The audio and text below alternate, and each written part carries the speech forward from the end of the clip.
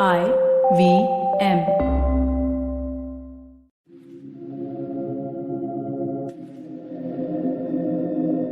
This is Audiogyan, and I am your host Kedar Nimkar.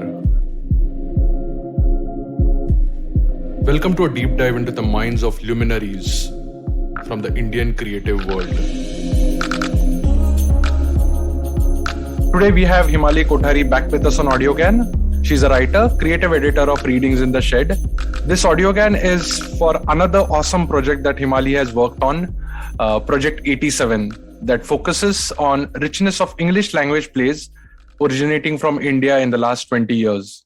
This is a case study to document all about it. So welcome back, Himali, and thanks for joining in. Thanks so much. Thanks for having me. No, Happy to yeah, be here. it's always the presence is felt because we recently did an episode 223. So just a plug for those who want to listen about and know about what is Readings in the Shed. Yeah. After this episode, they can go and listen to 223. And I think I said us because for me, while Project 87 is a part of Readings in the Shed in that sense. Correct. And so happy to be here to talk about it. And let's go. Great. So, but before we jump into the Project 87, I just wanted to understand some background about theatre in Mumbai. Like what I have been influenced or what I've just read about is there was Pasi Theatre, there was Nasruddin Shah performing at NCPA, Prithvi. So there were like certain stage adaptations also done by Bharat Dabolkar. So if you can just give like a brief background of like how did it start or how did English plays come about in the backdrop in Mumbai? Sure. So I'll try my best to do that. I'm a theatre goer first, person of the theatre much later. I have been an avid theatre goer for at least 20 plus years now. Tried to see everything, since my college days, tried to see everything that I could. So a little bit from there and a little bit in the last few years through Readings in the Shed, having become a small part of this theatre community in Bombay and, met people, spoken to people, read about theatre, heard very, very, amazing talks on theatre spaces, on how different people are working on such fabulous projects. So just based on whatever information that I have understood, I'll try and, share my thoughts on that. So I think for me, it's not my memory, but a close friend who is 80 plus now, Pankaj Shah, he told me once that as a young boy of about 12, 13, he was living in Indore at that time, his hometown. And he would sneaked off twice from school to watch Merchant of Venice, and which was staged by Shakespeareana. Geoffrey Kendall had, his theatre company, and Oscar Wilde's Importance of Being Earnest. And I just found that so fascinating that almost, 70 years ago, this is what was being done. Of course, we still, do have the shadow of classics, in a good way. Like we still do create classics for the stage. We also adapt classics in the Indian context, right? So we take Romeo and Juliet and we try and adapt it for the Indian stage. We contextualize it in the current scenario. We've seen all of that happening. Pia Behrupia is running right now. Yes, absolutely right. Yeah. And also, a play called Hamlet and Angad by Mr. Manuel, which was, written, I think, a couple of years ago, 2019, which juxtaposes Hamlet and Angad from Ramayana in one play and puts it together. So we are doing that. But going back to evolution of theatre. So I think, initially it was all about just bringing Shakespeare, Oscar Wilde, and people like that, that the classic writers to the Indian stage. This was in the 1940s and 50s. Later, with Pasi Theatre and other theatre forms, adaptations were created. So we said, okay, let's adapt it to the Indian audience, to the Indian stage, to our theatre and our community. I think in the last 30, 40 years, what has happened is that we've got exposed to writers beyond the classics. So, we became aware of people like Arthur Miller, we became aware of people like Chekhov, and then those made their way onto our stage. So theatre walas, like Ibrahim Alkazi, who you mentioned, brought them to the Indian stage for the Indian audiences. I think that had a lot to do with accessibility to world literature. That now here was an audience which had access to these kind of writers and they were keen to see these kind of plays being performed. So a pool of theatre goers was forming, which was changing in a way, influencing the things that were being staged for them. I think that that has a big effect.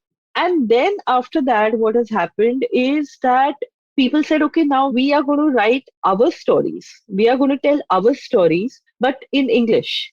So we have stories which are rooted in our country, in our society, themes which are familiar to you and me and everybody here being put up on stage in front of us. So I find it quite interesting. And in a way, I think, for me, it's how the language has developed, right? So earlier with the whole, whether you call it a British hangover or whatever, we read Shakespeare. And I mean, when I say we, I'm saying people of those times, they read Shakespeare and that was the exposure, right? They spoke British English, they spoke Queen's English. So what they watched was also that. As we developed our own language, like we developed English, right? So, which is a potpourri of so many different languages, not just Hindi and English, but you'll have a little bit of other languages from our country also becoming a part of this language, which is English, but which is so Indian, which we all identify with, which we resonate with. And I think somewhere the plays took that on. So, the language and the content and the subject is all related to each other.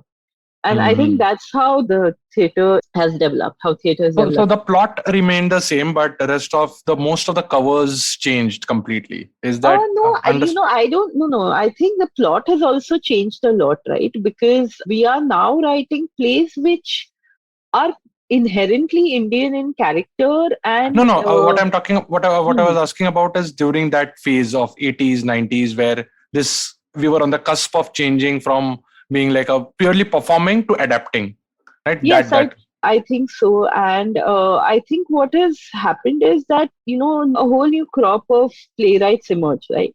And Hmm. they had their own stories to tell. Yeah. So people like Cyrus Mistry, G.F. Patel, and much later, more recently, writers like Vikram Kapadia, Rahul Dattana. I mean, they brought in their style of theatre Hmm. into the Indian audiences. Correct. And Correct. I think that's what has contributed to the development of what we've been seeing, what we have seen on stage, and Correct. what we continue to see. I mean, I don't know whether I'll be like I should ask this question, but just to understand the context here, is that was it in response to the kind of audience they're getting, or was it in response to the other playwrights which were like Vijay Tendulkar and Satyadev Dubey, and these guys were like, was it in that response or? I mean, my guess is as good as yours, but I would think it would be a bit of both, Okay. because I do feel that, and which is a well-known fact that art and life mirror each other. So I don't think art can stay isolated and work in a bubble. So it is always a response to what is happening around us. And Hmm. I think drawing from that. So yes, perhaps there was a wider pool growing saying we want to see this, and also them being exposed to different kinds of theater and different languages and different kinds of literature brought the same thing, brought created this atmosphere and this confidence perhaps in the playwrights of those times, saying that okay, we don't need to just stick to what is being done for so many years. We can branch out into a different medium, into a different space, into a different concept, into a different theme, because we have our audiences will take to it, and they will want to see it. So I would think that both the audience and the playwrights and the theater creators fed off each other and contributed to this evolution. Because if the audience doesn't want to see it, you may want to write it, but then what do you do with it? So Uh, somewhere it has to resonate both ways. got it. Got it. Correct.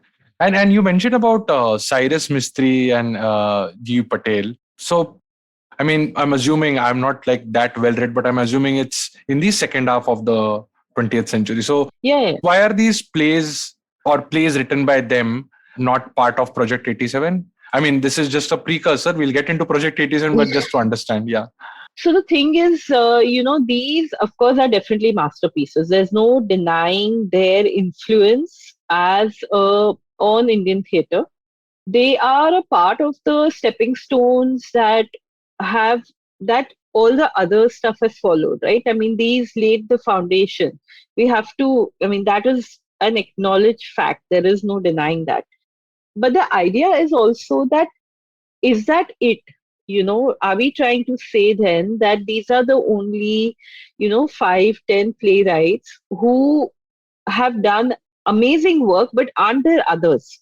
So one with Project 87, it was, the idea was also to spotlight other playwrights, and we discovered that out of the 80, like 59 playwrights in the last 20 years have been lauded for their work, which means that they either won one of the prestigious playwriting awards of the country, whether it's the Meta Award, the Mahindra Excellence in Theatre, or it is the Hindu Playwright Award, or it is the Sultan Padamsee Award, or they were published, or they were appreciated by audiences and ran for many shows. Okay, so 59 playwrights managed to achieve this in the last 20 years. Okay, these are 59 who we have documented in our project. There are many, many, many more as well, whose writing was applauded. Okay, and so the theater, it's alive, it's a throbbing art form. It absorbs from the environment it is a part of, and that is why contemporary writing also needs to be spotlighted. And that was one of the key goals as far as Project 87 is concerned. Another idea also was that if a lot of the theatre education in terms of in schools and colleges and places like that is restricted to things that were done till about the 1970s. So through Project 87, I think we're also trying to say that, hey, look, stuff happened after that as well. And, let's consider that. Then, there are people who are not part of established theatre circles, in the sense that maybe they're geographically removed or they're professionally removed. They have like full-time day jobs which they are devoted to and which they do. And then they also write. Their plays have also won awards, but because we've not spoken about them, because they've not been spoken about as much as we could, and maybe we should, perhaps they've been not noticed. So that was the idea, was to say that yes, thank you and great, we salute all the masters who helped us to help theatre get to where it is, help playwriting to get to where it is. As a writer, I know that you study the classics, you study, but you also continue to look at the contemporary work. You also continue to look at everything. You read everything. You read everything that is around you, because everything teaches you. Yeah, yeah. So you read things which were written 100 years ago, but you also read things which are being which were published yesterday, and you learn from both. And that's, I think, also one of the important things as far as Project 87 is concerned for playwriting. Interesting, interesting. So again, if we now probably get into the Project 87, what was the project about? And I was just reading a bit. I'm also following the Instagram page. Like when you started hunting, like where did you hunt? I mean, playwriting awards, or you mentioned about these Sultan Padamsee or Hindu awards. Were those the primary source, or even competitions like Thespo or Meta Awards? Or any books that you recommend that you figured out ki yahan pe we'll find out these are. So what was the starting process? Well, the starting point, honestly, was it a thought from Ramu Ramanathan sir. Okay, he said, we know of playwrights from West End and Broadway, but what about playwrights closer home? What about playwrights from Karol Bagh, from Koramangala? What do we know about them? Because we are sitting in Bombay and somebody is in Calcutta. Do I only know playwrights? I only know of playwrights in Bombay. Or if a play travels to Bombay and I happen to see it, that's my only exposure. What about these other? And do they know? You know, does somebody who is in Calcutta, in Kolkata, does he know about a play, a beautiful play being written and performed and staged in Bombay? And what can we do to bring these playwrights to the forefront and hopefully generate some dialogue about their book? Generate some dialogue which will maybe make a director in Kochi sit up and say, hey, you know what, this play written in Bombay seems interesting. Maybe I should connect with this playwright and see if I can bring it to Kochi, you know. So there's sort of a cross pollination of writing and of art and theater. That was the idea. How did we go about? Well, the first thing was foraging. Okay, we just foraged. And I have to mention two people here, Mary George and Vipra Vijaykar. Okay, they are both students of BWalk Theatre and Stagecraft at Wilson College. Okay, it's a newly instituted course about a year and a half ago. And they both are a part of that course. And they came on board as interns for the project. And all the initial work of gathering material, gathering collection of plays was done by them.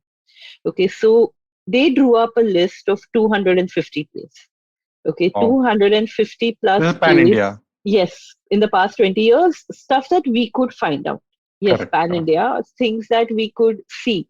Um, So sorry, but this was also because of the online searches, or you were No, actually able to go to no, no, certain no. I libraries? mean, we needed a task force. We called for help, and fortunately, it was answered. So we had, we wrote to QTP, Satoral Shah, and Kasar Padamsi from QTP, Aisha Sayani from Sultan Padamsi, Shehnaz Patel of Rage, Lata Ganpati, and Mukund Padmanabhan, who are all associated with the Hindu and thus knew about the Hindu Playwright Awards. All of these people, and then publishers like Sahitya Akademi, Dhauli Books, Orion. Then there was Abhijit Sen Gupta ji's playwriting encyclopedia, okay, which was an excellent resource for us. And so many people, we pinged them and they pinged us back. And we said, we are trying to compile this list, and they shared their list with us. So, especially all these, organizations like QTP, Rage, Hindu Playwriting Award, Meta, all of them, we consulted their lists over the last 20 years. And our initial filtering happened through that. That, okay, these are the plays that, struck at the top of these, for these people. Okay, they caught the sight of these awards and these publications. So let's look at this list. So from that we came to about 250 plus plays.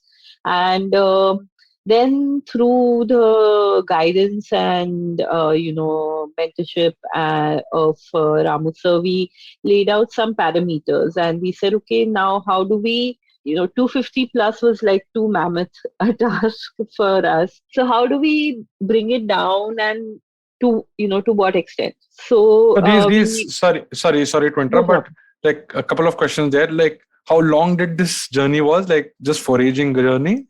I think at least about before we started posting about these plays, about 3 months, Okay, okay, 3 months or so. Yeah, maybe okay, more. okay. Yeah. And these were like actual scripts that you got, or just the play names, or were No, they they were video people. recordings? No, no, no. I wish that was possible, but then I think then the list would have seen the day of the light of the day next year. So no, we just read up about them. We went by a lot of what was written about them. And the fact that they had made they had made it in these awards. So Mhm. um, the jury, which is, of course, made up of eminent theatre personalities, had thought something of these plays and, highlighted them at the top in their awards, like shortlisted them or won. So that was the basis of choosing the 87, selecting it. Mhm. Yeah. It was not a foolproof this thing, in the sense that I know that we missed out on a couple of plays that, we later realized that we should have included. One that comes to mind is Grey Elephants in Denmark by Chaitanya Tamhane, which should have been a part of the list, but unfortunately we realized it a little too late by the time we had, finished posting. So Mhm. yeah, I mean, I would like to think of this as a starting point, and hopefully we can, take this further and talk about. It's a conversation starter. It's a Mhm. way to start conversation about playwriting and celebrating playwriting, and hopefully, this conversation can move forward, move ahead, and get wider. That would be the goal. Correct. So yeah. Yeah, yeah. Awesome. I think I just feel nice about it because definitely art is about starting a dialogue. And when I interviewed Balkrishna Doshi, the great architect, even he said design is also starting a dialogue. So, I mean, I'm right now probably Audiogyan is in the right spot to just have a dialogue.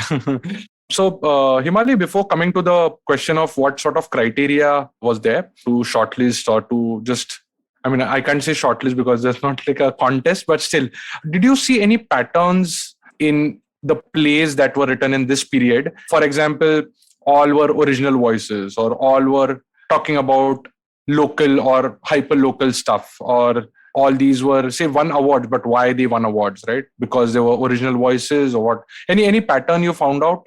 I don't think there was so much pattern as such.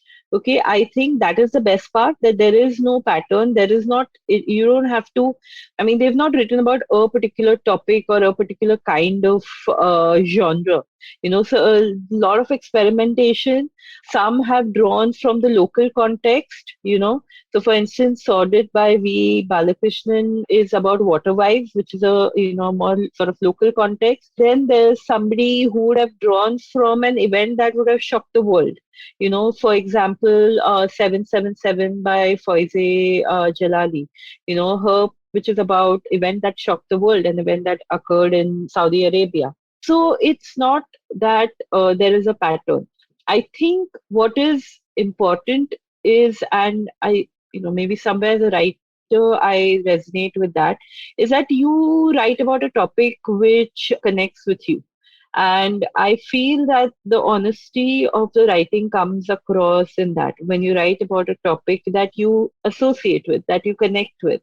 And that's what I think all these playwrights have done. So you have this rich wealth of writing about very different topics, Mm. and excellent quality of writing, a variety of subjects. Some have gone into the past. There's a couple of plays on partition, which obviously still continue to have, a resonance, in our country. So some have gone to that subject. Some have gone across borders. Like I mentioned earlier, Hamlet and Angad, which is, using two characters from, different cultures and bringing them together on stage. Some have gone into contemporary topics, about isolation of living in a big city, and pressures of those kinds. So it's so much variety, and all these have been appreciated. So I think it also shows a developing audience. It shows an audience which is thirsty for good writing, thirsty for good work. And it's also an audience which is giving a writer the confidence to experiment and to bring these novel stories to the stage. That we don't have to have all the same kind of stories. Yes, we will watch this, we will watch, but we will also watch that. So I think that's the most interesting discovery for me, that you don't have to write in a certain way or a certain theme. There's no formula, and that's exciting. Yeah. Beautiful. I mean, I just love the fact, and I was like just going to say content as a word, but you chose the words very particularly that people are looking for good writing. I mean, obviously these days people are saying looking for good content, and yeah, I did recently one Audiogyan with Satish Alekar also, and he spoke about his time and the kind of writing, the kind of situations that inspired him to write in a particular way. So yeah, I mean, it's so rich theater. I wish I was part of it somehow. Let's see. Here you are. Yeah. So why 87 and how did you decide to stop? 87 kahan se aaya? Like, There's no really, it's not like when we started, we said we'll go with 87. It's not like 87 had some, mythical, philosophical kind of attraction or anything like that. It was like, okay, we have these, like I said, we had 250 plus to begin with. We had this, and we said, okay, let's start, bringing it down. Let's start narrowing it down. So we said, okay, let's look at plays which have won awards. Let's look at plays which have made it to the top selection, so shortlist. Let's look at plays which have been published. And let's look at plays which have enchanted the audience. They may not have won playwriting awards, but the audiences took to it, took to them. mm-hmm. And So this they is based on number of times the show yeah, happened. maybe number of shows, and yeah, number of shows and things like that. So that is how we came down to a list, and we kept whittling away. And at 87, the plays we had, we couldn't whittle away anymore, and we said, yes, these 87 need to be there. So we stopped at 87 and we called it Project 87. I think it's as simple as that. So could we have had a more, fanciful number like 75 because it's 75? Yeah, but then we didn't want to cut down 12 plays out of the list that we had. So I think it is just about this. This is the number of plays that fit into the parameters that we had come up with. So yeah. Yeah, it is a nice vibe also. I have a couple of questions there. And obviously, if you would have said 100, तो एक अलग marketing package बन जाता. Yeah. Okay, let's take a short break here. We'll be right back. Hey everybody, it's been another great week on the IVM Podcast Network. On the Wire Talks, Siddharth talks to Harinder Happy. He's currently the media coordinator of the farmer protest and the son of a Dalit landless farmer in Rajasthan. He tells us how and why he got involved with the protest and the 3 laws that angered the farmers in the first place. On KBCD, Farhad and Sunitra are joined by Sonika Aaron from Marching Sheep, an HR consultancy that helps businesses to be more inclusive. On Smarter with Sid, we find out more about momentary leadership from Siddharth. On Misconduct, Raghavi and Nisha take us through a tale of sisterhood, that of Jayalalitha and Sasikala. And on Say No to Drama, Chetna is here to slice the drama around body image and tell you some essential life hacks. Do follow us on social media. We're IVM Podcast on Twitter, Facebook, Instagram, and LinkedIn. And also do check out our YouTube channels. We have a number of them. You can get them on ivmpodcast.com/YouTube. And remember, if you're enjoying this show, or any of our other shows for that matter, please do tell a friend. It really does help us spread the word. And finally, we'd like to thank our sponsors for the network this week: Cred, Bank of Baroda, CoinSwitch, Kuber, Intel, and Oxfam India. Thank you so much for making this possible.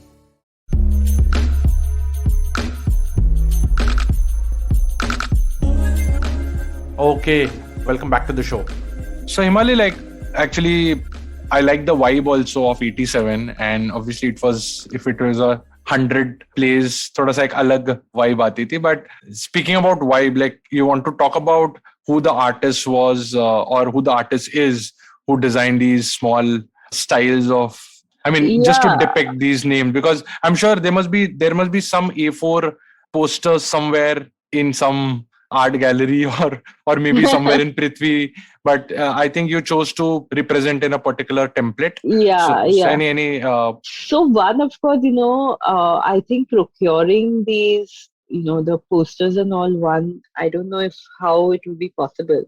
That was one. And second, I think, with images, what happens is that the quality of images also differs from place to place, right? Like some people, not everybody documents productions in the same manner. Also, not all the plays have been produced. We can talk about that in a bit. So the idea was that, okay, can we represent each of the plays through artwork?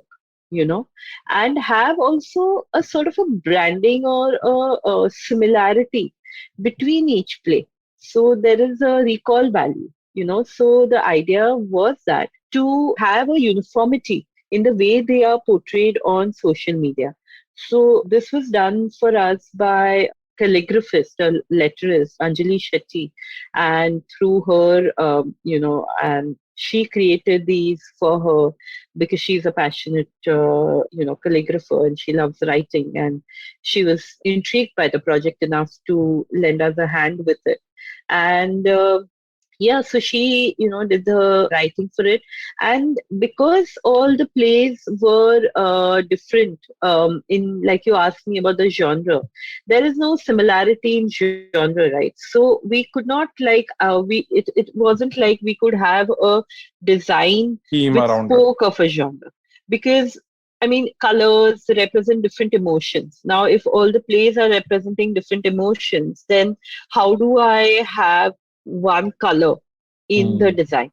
Which is why we went monochromatic, because then we are not creating a visual for the person who is viewing the post or viewing Yeah, our artwork, is not already making up his mind about what he's going to read about the play, correct, and the correct. idea was to just do that. Where possible, we did try and get photographs of productions, I think more from the recent ones. And wherever it was possible, we've shared some of those, because, of course, it's interesting to see how the stage was done and, how it was visualized by the director. So, yeah, there's a few of them where we put them, but all of them we've maintained this particular post art concept. Got it, got it. But then how did you like trace back the roots of the playwright or play production? I mean, yes, sourcing, say, posters was tough, but still there must be some way to reach out to these people, get some permissions. I don't know. Like, can you speak a little bit about it? Well, there was not any need for permission because we weren't really sharing The scripts. scripts, We yeah. weren't doing that. We were just saying, hey, look at this one. This play should be watched or this play should be read. So it was just that. So there wasn't I don't think the question of permission really came up. As far as sourcing information, a lot of it was internet based. We read extensively about every play that we could find information about. A lot of them we tried to connect with the playwrights wherever we could. Like I said, people were extremely helpful in connecting us to different, through their networks. So, for instance, from Aisha Sayani of Sultan Padamsi, we got a lot of summaries of the plays that were a part of the Sultan Padamsi Award. So then we tried to reach out through social media to the different playwrights. We tried to connect with them through whether it was Instagram or Twitter or through Facebook, or connect with our networks and say, hey, can you like reach me out to this person. So I think it was just a lot of old fashioned networking combined with present time digital age, which kind of came together to help do the research. I think finding information is doable in today's age and time. It's not Kedar. So I'm um, nodding. I'm nodding. I'll tell you why. For the longest time, since when I've been in touch with Ramu sir, I am figuring out whom do I want to research for the rest of my life. I'm trying to decide, not really discover as I go along. थोड़ा सा mode में हूँ मैं, and I said, how about Kabir? So I just said Ramu sir. So like, yeah, good. Walk entire Uttar Pradesh. बोले boss नहीं होगा. So yeah, he would bring you down to the reality where, yeah, there is stuff online definitely, and right. projects like Project 87 is definitely going to help bunch of people to discover playwrights. But yeah, sorry, you were continuing. Sir. No, I think what I meant was that, okay, so depth of information definitely is difficult, right? I mean, I Hmm. understand what you're trying to say about walking blocking the whole of Uttar Pradesh. But what I mean is that for the archiving purpose that we were looking for, we were able to, get the basic information that we needed to put this together, and Yeah. that was doable. Yeah, and I think it's just like, everybody being willing to sort of say, yeah, I can share this with you, or I can connect you to this person, and a lot of that happened. So that Yeah. was really nice. Yeah. Interesting. So, how can Audiogan listeners, hopefully, like some young students or college people, universities, can get access to these plays or maybe playwrights? I mean, is there a simpler way to, because this is documented now? So wherever possible, we've tagged them on social media, So that is one. See, the point is that access to plays per se is a little bit more tricky, right? Because at the end of the day, that is what needs permission. You need to connect with the playwright, and they have to be comfortable sharing their play with you. But yeah, so now with this project, you are aware that these are the plays that have been written. These are the plays that are out there. These are the plays that I should be reading, and I could be reading, and I could learn from there. So for especially for students of theatre who were perhaps, only reading plays and were more aware of the things which were written 30, 40, 50 years ago, now know that, okay, no, there's other stuff as well, and we can access them. Some of these plays have been published as well. So wherever they have been published, we have mentioned that through our posts. So I think if you, for those who, if you follow the project on the social media handles, whether it's Twitter or Instagram, that definitely at least makes you aware of the different plays that are, that have been written in the last 20 years. So yeah, I think that would be the best way to take it forward. Then do a little bit more digging and see Yeah, what yeah. what you want. Yeah. I cool. I think, I mean, these were a few questions which I thought of, but since we also did readings in the shed, like I wanted to understand how is this or how has this project helped you there, or some learnings from there you could bring into this project. You want to shed some light on readings in the shed?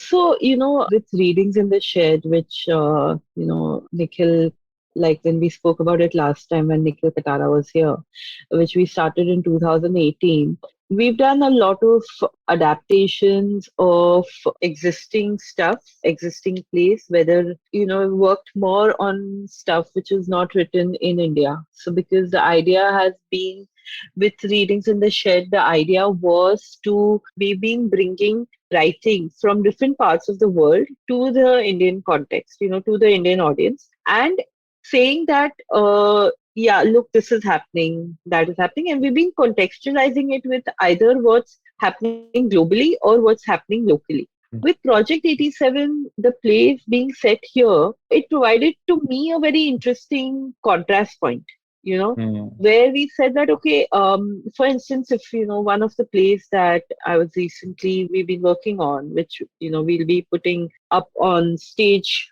in the next couple of days, is The Man Outside by Wolfgang Bosch. And the goal was to bring writing from different parts of the world and bring it to the Indian audience. When I read those writers, and we adapted not adapted, but edited. I did some, edited the scripts to perform here on the stage in Bombay. I found that there was this universality in themes, that they spoke about. So it resonated with me, irrespective of the fact that it may have been written in like 70, 80 years ago, set in Germany or Poland or, Russia or, countries that I didn't know maybe much about. But I could still find a resonance, because of the universality of themes. What's interesting for me is when I read about the subjects that the playwrights here were writing about, in the ones which we have featured in the project and others, is that there's a more spontaneous resonance. Because I'm aware of the subject that they're talking about. I'm familiar with them. It is home ground. You local know, context hai, it is हाँ. as a local context. So the connection is immediate. At the same time, they're also making me rethink what I thought I already knew, you know, because when you're aware of a backstory, when you've lived around it, about it, and then somebody's created a story and you're thinking, oh, I didn't think about it from that point of view. And maybe I should think about it in this manner. So that for me was very interesting when I came across these kind of playwrights. Some of these plays are saying things, which India has shut its ears to, and that's something that I think is an interesting point for us to think about further. In terms of writing, what was very exciting is that it feels like the writing is as rich as anywhere in the world. So I think that's a very heartening thing for a Indian reader and a writer. So it's nice. I mean, it's amazing the kind of subjects that people came up with. So Yeah. And shut their ears may not be really for a particular reason. It is maybe time was the thing, or maybe, I mean, perhaps. yeah. Cool. So, Himali, one last question, which is sort of going to be a tough one, is that I'm going to bring down Project 87 to Project 5 for this question. Any top or generally 5 plays that you loved while the curation was happening, you stumbled upon, or within the 87, or maybe 5 that you missed out and you said maybe Project 92. Yeah. um, So, what was interesting is that a lot of the plays that have been noticed for their playwriting, a lot of them have not been produced, have not been staged. Hmm. So, that is the big gap. Somewhere that gap needs to be addressed because these plays need to be seen and they need to be seen, and also some which have been produced but need to be seen in more places and maybe more languages as well, besides Hmm. English to get a wider audience. As a theater goer, when I was reading about these plays, and there were so many that I've not seen, maybe because they didn't come to the Bombay space, or maybe they weren't staged at all. There was a lot of envy, that, oh God, I didn't like this, sounds fascinating. I wish I would have got to see this, and this sounds so amazing. And I wish I would have been able to see this. And I wonder how they staged this, or I have, like, things like for instance, like when you ask about the 5, one of them is Feeding Crows by Meher Pesenji, which won the BBC Playwriting Award South Asia category, I think 2009, if I'm not mistaken. It's a very topical subject that she's written about. It's about the whole custom in the Parsi community about the vultures, feeding off the corpse and things like that. And it's such a it's a topic which has been discussed a lot lately. And so what's interesting for me was that it won the radio contest. So I would have loved to see how it would have been staged. Then there's Mountain of Bones by Manjima Chatterjee, which is which focuses on politics of hunger. And it is 3 short plays which is tied up by the same theme and sort of brought together. So that's another one which I would love to see. Sorted by Mr. V. Balakrishnan, which I think hopefully should be out there a lot more. Like I mentioned it again. It won the 2019 Hindu Award and it's based on the concept of water wife. That's one which I really want to see as well. Then there's Hamlet and Angad, which I've already mentioned a couple of times by Mr. Thomas Manuel. Another one is Phantasmagoria by Deepika Arvind. It has been staged in Germany. It was during the lockdown. I think there was also a performative reading of it by a German group. So I'm like, why not here?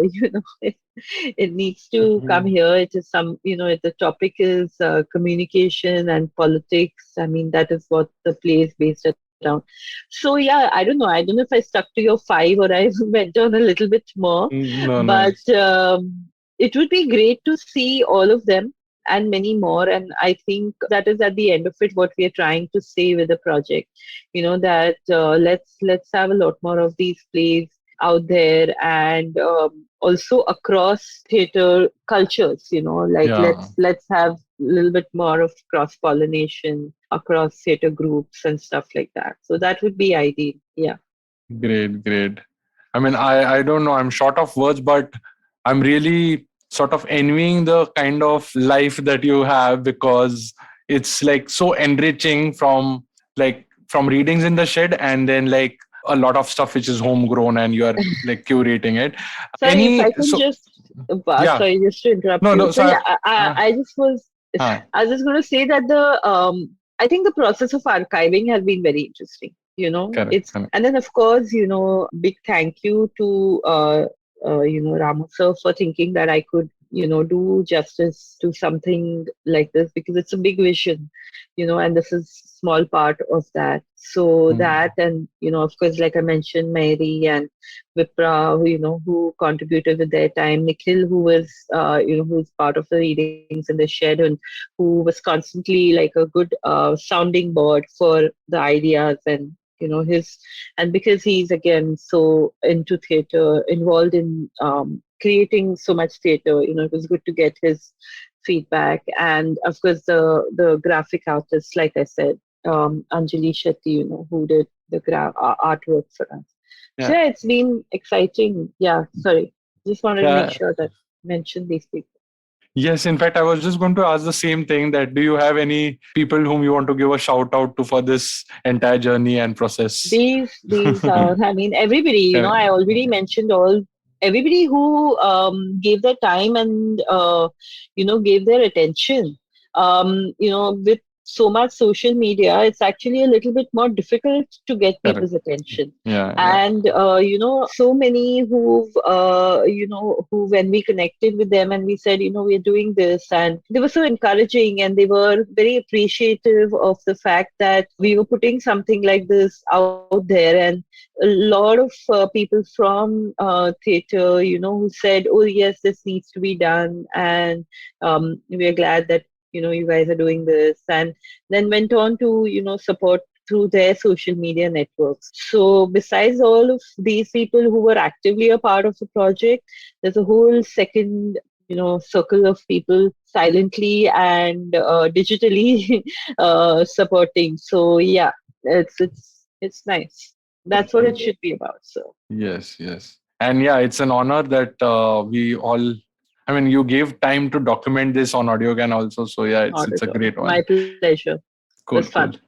Yes. So what next? Any new project coming up? Well, with theater spaces opening up again, we are hoping with readings in the shed to be back to the physical space. Hmm. So we actually have a show coming up on Friday, on the 10th, at Goethe Institute Max Miller in Mumbai, where we are doing a performative reading of The Man Outside. It's being directed by Nikhil, who I mentioned, and performers include there's Dheer Hira, Monica Mahendru, there's Advait Kothari, Preeti Rao, Zoya Khan, and Amay Mehta. So we have a sort of a big team putting up this show together, and we're looking forward to it. It's been a long time, so everybody's been locked away. So we're looking to unleash, deploy all our energies onto the stage. So Awesome, yeah, awesome. that's something. So yeah, so hopefully with the physical spaces opening up, we should be seeing a lot more of theater in the three-dimensional form rather than on the computer screens. So that's what Absolutely. looking forward to. Yeah, looking forward to that. Absolutely, absolutely. So all the power and all Thank the you so best for much, that. Kedar. If people have to follow you, I mean, short bite, you're active on Twitter, and for Project 87, it's Instagram. It's It's, I think it's project. at, yeah, at the It's rate. Project87 underscore theater. Yeah, That is our Insta handle. yeah. Yeah, and you can see everything that we have done so far on, over those 3 months where we posted every single day. And we continue to share information on theater, and we are hoping to have a second act of the project, maybe do a little bit more. So, we'll see how that goes. So working towards that as well a little bit. So Great. yeah. Great. All the best for that also. And once again, many thanks for joining on Audiogyan. It was lovely talking to you. And yeah, hope people connect and there's more dialogue happening around theatre. Yes. Yes. Let's Awesome. hope so. Yes. Thanks, Kedar. Thank you so much. Thank you. Thanks. Bye. Bye-bye. Bye. And that's it from today's Gyan session. For show notes and more Gyan, visit audiogyan.com. If you like this podcast, please don't forget to check our other interesting podcast on IVM Network. You can listen to us on IVM Podcast app, ivmpodcast.com, or any of your favorite podcasting apps. To stay tuned, follow us on Twitter and Instagram at IVM Podcast. And if you wish to connect with me, I am at Audiogyan Moments on Instagram. Until then, take care.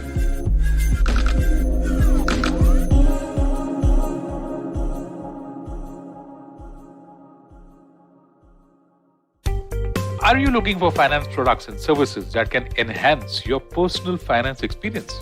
Are you looking for a space to talk about your financial product or service? And are you looking for a crisp talk show where the conversation is all about money? Well, your search ends here. Hi, my name is Anupam Gupta and I'm host of the Paisa podcast, and I invite you for the conversation about your personal finance on each Monday on the IVM Podcast app or the website or on any podcast streaming platforms. See you folks.